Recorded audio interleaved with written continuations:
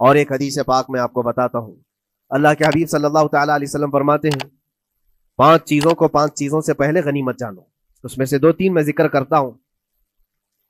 حضور پاک صلی اللہ تعالیٰ علیہ وسلم فرماتے ہیں اپنی صحت کو غنیمت جانو بیمار ہونے سے پہلے۔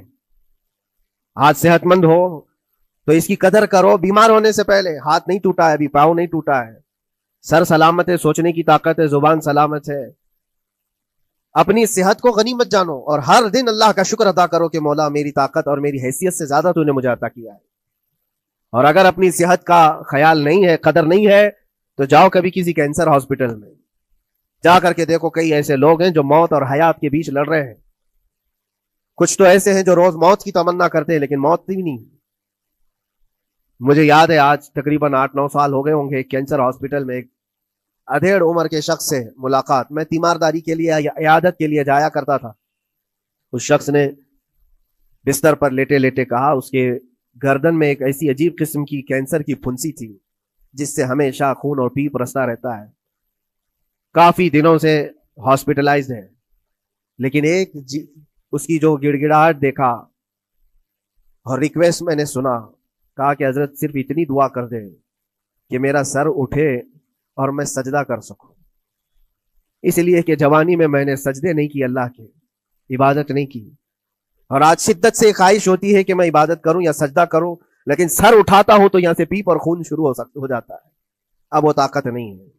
اس دن میرے دل پہ یہ بات لگی، کیا سچ فرمایا میرے آقا صلی اللہ علیہ وسلم نے، اپنی صحت کو غنیمت جانو بیمار ہونے سے پہلے، کہیں ایسا وقت نہ آئے کہ تم سجدہ کرنا چاہو لیکن تمہارا سر اٹھانے کے قابل بھی نہ رہے، تمہارے پاس وہ طبیعت بھی نہ رہے۔ ایک یہ تو پہلی چیز ہے۔ دوسری چیز، نبی مکرم صلی اللہ علیہ وسلم ارشاد فرماتے ہیں کہ تم اپنی جوانی کو غنیمت جانو بڑھاپا آنے سے پہلے۔ جوانی کو غنیمت جانو بڑھاپا آنے سے پہلے۔ آپ کو پتا نہیں بڑھاپا کیا ہوتا ہے؟ بڑھاپے میں صرف خواہشیں رہ جاتی ہیں، کرنے کی تمنا رہ جاتی ہے لیکن طاقت نہیں رہتی۔ بڑھاپے کے اندر اعضاء ڈھیلے ہو جاتے ہیں، نہ وہ صحیح ڈھنگ سے پوری عبادت کرنے کے قابل رہ جاتا ہے، بلکہ وہ سوچتا رہ جاتا ہے کہ کاش میں اپنی جوانی میں اتنی نمازیں پڑھ لیا ہوتا، اتنی تسبیح پڑھ لیا ہوتا، لیکن کر نہیں پاتا۔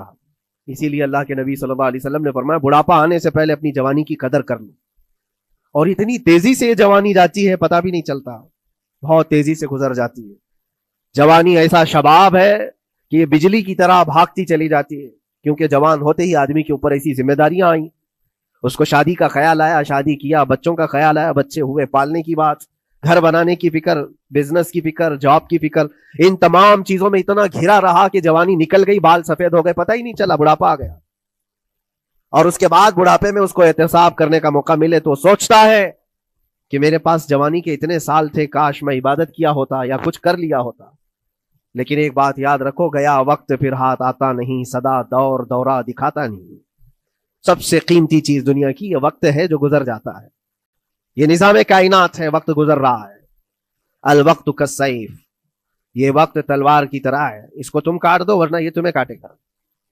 تیسری چیز رسول پاک صلی اللہ تعالی علیہ وسلم ارشاد فرماتے ہیں، 2 چیزیں میں نے بتایا، پہلی یہ کہ صحت کو اپنی قدر کرو، غنیمت جانو بیمار ہونے سے پہلے۔ دوسری چیز ہے اپنی جوانی کی قدر کرو بڑھاپا آنے سے پہلے۔ اور تیسری سب سے امپورٹنٹ ہے، اللہ کے نبی نے فرمایا زندگی کو غنیمت جانو موت آنے سے پہلے۔ پہلے والی 2 چیزوں میں تو تمہارے پاس موقع تو ہے، صحت چلی گئی، بیمار ہے، لیکن بیماری میں بھی توبہ کر رہا ہے، اللہ اللہ کر رہا ہے، چلو ٹھیک ہے۔ جوانی چلی گئی لیکن بڑھاپا ہے، بڑھاپا میں تو اللہ اللہ کر رہا ہے، عبادت کر رہا ہے، یہ دونوں میں تو موقع ہے، لیکن زندگی ختم ہو گئی، موت آ گئی، تب پھر کیا ہے؟ موت کے بعد پھر کوئی عمل نہیں ہے، موت کے بعد کوئی عمل نہیں ہے۔ حضرت سفیان ثوری رضی اللہ تعالیٰ عنہ کی وہ بات مجھے یاد آتی ہے، ایک جنازہ جا رہا تھا اور اس جنازے کے پیچھے ایک 8 سال کی بچی روتی ہوئی جا رہی تھی، اس کے باپ کا جنازہ تھا، بہت رو رہی تھی، بہت گڑ گڑا رہی تھی۔ کیا جملہ کہہ رہی تھی؟ کہتی تھی کہ ہمارے گھر پر، ہم پر جو آج مصیبت آئی ہے اس سے بڑی مصیبت کبھی آئی نہیں، بہت بڑا صدمہ ہے، بہت بڑی مصیبت ہے۔ تو حضرت سفیان ثوری نے اس بچی سے کہا بیٹا تمہارے اوپر جو مصیبت آئی، تمہارے گھر پر جو آئی، وہ کل کو ٹھیک ہو جائے گی، تم پھر معمول پر آ جاؤ گے، بلکہ بات یہ ہے تمہارے باپ پر جو آئی ہے وہ سب سے بڑی ہے، وہ موت ہے۔ وہ سب سے بڑی ہے، کیونکہ وہ پلٹ کر کے آنے والا نہیں ہے۔ جنازے کو دفن کر دیا گیا، دوسرے دن قبرستان میں حضرت سفیان ثوری کہتے ہیں اسی قبر کے پاس میں اس بچی کو روتے ہوئے دیکھا۔ بچی کو باپ سے بڑا لگاؤ رہا ہوگا، قبر کے پاس بیٹھ کر کے رو رہی تھی، یوں کہہ رہی تھی ابا آپ بیمار تھے میں دوائی لا دیتی تھی، آپ سونے کے لیے جاتے میں بستر جھاڑ دیتی تھی اور بچھونے بچھا دیتی، آپ کو اڑا دیتی چادر، اور آپ کو کھانا میں لا کر پروس دیتی۔ کل کی رات کیسی گزری؟ کیا کسی نے دوائی پوچھی آپ کو؟ کیا کسی نے کھانا پوچھا آپ کو؟ کیا کسی نے بستر جھاڑ کر دیا اور کسی نے آپ کو اوڑھنا اڑایا؟ وہ روتی ہوئی اپنے باپ سے، مرحوم باپ سے باتیں کہی جا رہی تھی۔ حضرت سفیان ثوری اٹھاتے اور کہتے ہیں بیٹا یہ سوالات اب نہ کر اپنے باپ کو کہ کسی نے کھانا پوچھا، دوائی پوچھی، بستر بچھایا، نہیں، اب یہ پوچھ اپنے باپ سے کل ہم نے جو آپ کو صحیح سلامت دفن کیا چہرہ ابھی تک سلامت ہے یا نہیں؟ ابھی تک پیٹ سلامت ہے یا نہیں کہ پھاڑ دیا گیا؟ کفن ابھی تک باقی ہے یا چھین لیا گیا ہے؟ یہ پوچھ اپنے باپ سے کہ کل ہم نے جب دفنایا تھا تو خوشبو میں دفنایا تھا، پوچھ اپنے باپ سے کہیں کیڑے تو نہیں چڑھ گئے آج؟ کیونکہ یہ ہونے والا ہے اب قبر کی زندگی میں۔ عزیزان گرامی وقار، اسی لیے حضرت مولا علی کرم اللہ وجہہ الکریم جب قبرستان جاتے سلام کرتے قبر والوں کو اور اس کے بعد ایک ایک گھنٹہ کھڑے ہو کر روتے تھے۔ حضرت سعید ابن مسیب کہتے ہیں میں مولا علی کرم اللہ وجہہ الکریم سے پوچھا آپ قبر والوں کے پاس کھڑے ہو کر کیوں رو رہے ہیں؟ حضرت علی فرماتے میں نے ان سے پوچھا کیا حال ہے تمہارا اے قبر والوں؟ انہوں نے جو جواب دیا سعید اگر تم بھی سنتے تو روتے۔ کہا کیا جواب دیتے ہیں قبروں والے؟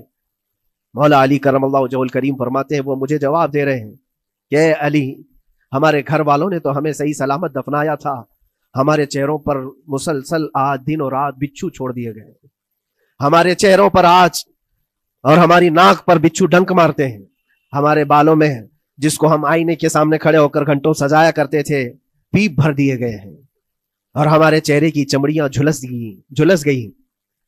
یہ سارے جوابات میرے عزیزوں قبروں والوں کے ہیں۔ اس منزل تک ہر ایک کو پہنچنا ہے، اسی لیے سال گزرنے سے پہلے اپنی زندگی کا احتساب کرو۔ اللہ رب العزت نے ابھی بھی ہمیں موقع عطا کیا ہے، ابھی تمہاری زندگی ختم نہیں ہوئی، سانس لے رہے ہو، توبہ کر لو، دعائیں کرو کہ مولا کریم ہمارے لیے نیا سال خیر و برکت والا بنا، گناہوں سے بچنے والا بنا۔ کچھ لوگوں کی حالت یہ ہے کہ گناہوں پہ گناہ جب ہو جاتے ہیں تو نا امیدی کے شکار ہوتے ہیں۔ اب کیا ہونے والا ہے، میں تو بہت پاپی ہوں، بہت خطا کار ہوں، مجھ سے تو بڑے بڑے گناہ ہو گئے ہیں، اب میں کیا کر سکتا ہوں؟ نا امیدی کفر ہے میرے عزیز۔ آپ کو بتاؤں رسول پاک صلی اللہ تعالی علیہ وسلم ایک مرتبہ صحابہ سے فرماتے ہیں تمہیں پتا ہے اللہ رب العزت کا کرم اور اس کا رحم کیسا ہے؟ مسکرانے لگے۔ صحابہ نے پوچھا آپ کیوں مسکرا رہے ہیں؟ کہا اللہ تبارک و تعالی فرماتا ہے کہ صحرا میں چلنے والا ایک آدمی، غور سے سنیے گا، صحرا ڈیزرٹ، صرف ریت کا میدان، کہیں کوئی جھاڑ نہیں، کوئی عمارت نہیں، کوئی چھاؤں لینے کی جگہ نہیں، کوئی ایک بندہ اپنی اونٹنی پر ساز و سامان رکھ کر کے چل رہا تھا۔ صحرا کا سب سے بڑا پرابلم یہ ہوتا ہے کہ راستہ معلوم نہیں ہوتا، ہر طرف تو سیدھا ہی راستہ دکھتا ہے، ڈائریکشن پتہ ہی نہیں ہوتا، چاروں طرف سے آسمان ملا ہوا دکھتا ہے، جیسے سمندر ہے ویسے صحرا ہے۔ کبھی اگر آپ نے سفر کیا ہو، ہم نے مصر میں دیکھا ہے 200-250 کلومیٹر تک گاڑی چلتی ہے، ایک درخت بھی نہیں آتا، ایک عمارت بھی نہیں آتی صحرا میں، راستے بھول جاتے ہیں لوگ۔ پہلے کے دور میں تو کوئی نیویگیشن بھی نہیں تھا، تو کوئی بندہ ایسے جو اونٹنی پر ساز و سامان رکھ کر کے سفر کر رہا ہے اور ایک جگہ تھک کر کے سو گیا صحرا میں۔ سنیے یہ مثال فرما رہے میرے آقا صلی اللہ علیہ وسلم، تھک کر کے سو گیا اور جیسے اس کی نیند کھلی تو دیکھا اونٹنی ساز و سامان کے ساتھ غائب ہے، کچھ بھی نہیں ہے اس کے پاس، کھانے پینے کی جو چیزیں تھی، ساز و سامان تھا، سب اونٹنی کے ساتھ غائب ہو گیا۔ اب وہ بیچ صحرا میں اتنا حیران اور پریشان، اٹھ کر کے تلاشنے لگا، اب اس کو نہ راستہ دکھائی دے نہ اپنی اونٹنی دکھائی دے، شدت پیاس کی وجہ سے اب وہ جگہ جگہ پانی تلاش کر رہا ہے، پانی بھی نہیں ملتا صحرا میں۔ موجے سراب جس کو کہتے ہیں نا، موجے سراب کیا ہے؟ ریت چمکتی ہے سورج کی دھوپ سے اور انسان کو ایسا لگتا ہے ادھر پانی ہے، اور وہاں تک پہنچتا ہے تو پانی نہیں ہوتا، ریت ہوتی ہے۔ وہ اسی پانی کو تلاش کرتے کرتے صحرا میں مر جاتا ہے۔ صحرا میں بہت لوگوں کی موتیں ہوتی ہیں، پہلے بہت لوگ مر جاتے تھے جو راستہ بھٹکتے تھے۔ اب حدیث پاک میں فرمایا گیا وہ بندہ جس کی اونٹنی غائب ہو گئی، ساز و سامان بھی نہیں، ڈھونڈتا رہا پورا دن پوری رات، تھک ہار کر کے آزا جواب دے گئے، اب نہ پانی ملتا ہے، نہ کھانا ملتا ہے، نہ اپنی سواری ملتی ہے، ایک جگہ آ کر بیٹھ گیا، اپنی آخری سانسیں گن رہا تھا۔ کیونکہ اب آزا جواب دے گئے تھے. سخت شدت کی دھوپ، صحرا کی تپتی ہوئی زمین اور بھوک و پیاس کی تکلیف الگ. جیسی ہی وہ لیٹا اس کی آنکھ لگ گئی. اس کو لگا اب یہ میری آخری سانسیں ہیں، اب مرنے کا وقت قریب آ گیا ہے. پھر اس کی آنکھ کھلتی ہے. آنکھ کھلتی ہے تو دیکھتا ہے اس کی اونٹنی ساز و سامان کے ساتھ پاس میں کھڑی ہے. کھانا بھی بھرا ہوا ہے، پانی بھی بھرا ہوا ہے، سب کچھ ہے. اب نبی پاک صلی اللہ تعالی علیہ وسلم صحابہ سے پوچھتے ہیں. عرب والے بہت اچھی طرح جانتے تھے صحرا کا سفر کیا ہوتا ہے. پوچھتے ہیں اے میرے صحابہ بتاؤ اس بندے کو اپنی گمشدہ اونٹنی ملنے کا کتنا اچھا لگ رہا ہوگا، کتنی اس کو خوشی ہوئی ہوگی. صحابہ کہتے ہیں یا رسول اللہ صلی اللہ علیہ وسلم اس کی تو جان میں جان آ گئی، صحرا میں اپنی گمشدہ اونٹنی مل جائے، کھویا ہوا سامان، اپنی گمشدہ سواری اور پانی مل جائے، یہ تو حیات نو کی ایک بہت بڑی خوشخبری ہے اس کے لیے. حضور پاک صلی اللہ تعالی علیہ وسلم فرماتے ہیں سنو، یہ مثال میں نے بتایا، اسی طرح سے اگر کوئی بندہ گناہوں میں ڈوب گیا ہے، خطاؤں میں ڈوب گیا ہے، کثرت سے گناہ کرتا رہا، پھر تھک ہار کر کے ایک دن واپس آ گیا، اللہ کی بارگاہ میں سجدہ ریز ہو گیا، جھک گیا، تو اس گمشدہ اونٹنی کے ملنے سے اس صحرا نورد کو جتنی خوشی ہوئی تھی، اللہ کریم اس سے بھی زیادہ اپنے بندے کے واپس آنے پر خوش ہوتا ہے. اپنے بندے کے واپس آنے پر خوش ہوتا ہے رب تبارک و تعالی کہ میرا کھویا ہوا بندہ میرے دربار میں واپس آ گیا ہے. آج ہمارے پاس وقت ہے واپس پلٹنے کا.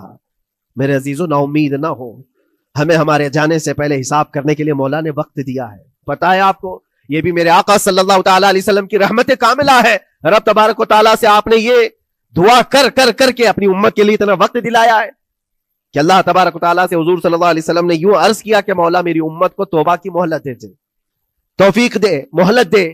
کہا کہ مرنے سے 1 سال پہلے تک؟ کہا نہیں، یہ بہت لمبا وقت ہے، پتا تو نہیں ہے مرنے سے 1 سال پہلے توبہ کرے گا کب موت آنے والی معلوم نہیں. کہا مرنے سے مہینہ پہلے تک؟ کہا نہیں، یہ بھی وقت زیادہ ہے. کہا مرنے سے 1 دن پہلے کوئی توبہ کر لے تو معاف کر دیا جائے گا. نبی پاک صلی اللہ علیہ وسلم نے اللہ کی بارگاہ میں گڑ گڑاتے ہوئے کہا مولا 1 دن بھی بہت ہے، اور موقع دے دے میری امت کو اور موقع مل جائے. رب تبارک و تعالیٰ نے 1 دن پہلے توبہ کرنے والے کو معاف کرنے کا وعدہ فرمایا، لیکن نبی رحمت صلی اللہ علیہ وسلم نے عرض کیا کہ مولا اور بھی کم کر دے. رب تعالیٰ فرماتا ہے موت کا جو گرگرا آتا ہے، یعنی جو ہچکی آتی ہے، فرشتے نظر آنے لگتے ہیں، رب تعالیٰ فرماتا ہے اس سے 1 منٹ پہلے بھی توبہ کر لے میں سب معاف کر دوں گا. یہ صرف رسول پاک کی اس امت کے لیے، اس امت کا خاصہ ہے. مرنے سے 1 منٹ پہلے بھی وہ آ جائے اللہ کی بارگاہ میں، مولا معاف فرما دے گا. عزیزان کرام وقار، اسی لیے میں عرض کرتا ہوں کہ وقت تمہارے ہاتھ سے نکلنے سے پہلے تم آ جاؤ اور اسی دربار میں آؤ جہاں بیٹھنے والا صدیق اکبر بنا، جس کے قدموں میں بیٹھ کر فاروق اعظم بنا، جس کی چھاؤں میں چلنے والا عثمان ذو النورین بنا، اور جس کا لعاب پاک پی کر کے حیدر کرار بنا. اس دربار میں آ جاؤ، کامیابی ہماری وہیں رکھی ہے. اللہ کریم ہماری غلطیاں، کوتاہیاں، کمیاں، بیشیاں، گناہ ہوئے ہیں مولا اپنے فضل و کرم سے معاف فرما دے، اور اسلام و سنیت کا بول بالا فرما، کفر و شرک کا منہ کالا فرما، گستاخان رسول کو تباہ و برباد فرما، شاتمان رسول پر تو عذاب علیم نازل فرما. اے رب کریم، اے احسن الخالقین، مولا ہم سب کو مرنے سے پہلے سچی توبہ کی توفیق نصیب فرما. وآخر دعوانا ان الحمدللہ رب العالمین. السلام علیکم.